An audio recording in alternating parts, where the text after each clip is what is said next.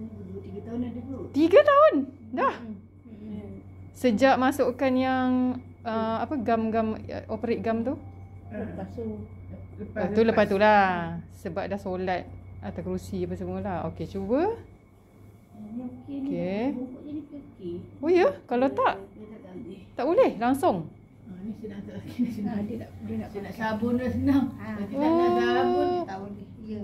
Kalau dia nak pakai, kata dia nak pakai seluar pun, saya kena paksa je. Dia tak boleh. Baru sabun. Nak sarung seluar pun susah. Ni dah. Nak sarungkan seluar pun, nak masukkan sendiri pun tak boleh. Dia boleh masuk sendiri tapi susah. Susah lah kan, kena duduk. Sebab saya tak boleh nak angkat ni tinggi. Dia kena ada tempat-tempat. Ni first time ni angkat. Dia boleh. Oi. Jadi kalau saya mandi, saya kena angkat ni. Oh. Alhamdulillah. Ni saya kena angkat. Wow. On the spot dah dapat result.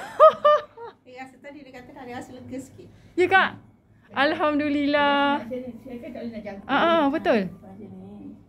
Mungkin ada sikit lagi kot. Wah, Tania. Ya. Sebab dia L1, L5. Kita dah mandi susah kita nak sabun. Ya. Wah. Boleh nyakit lah. Alhamdulillah. Lepas tak boleh lah, satu lagi. Boleh. Okey. Sebab nak pergi jalan tu. Nanti ambil package ya. Okey, Tania.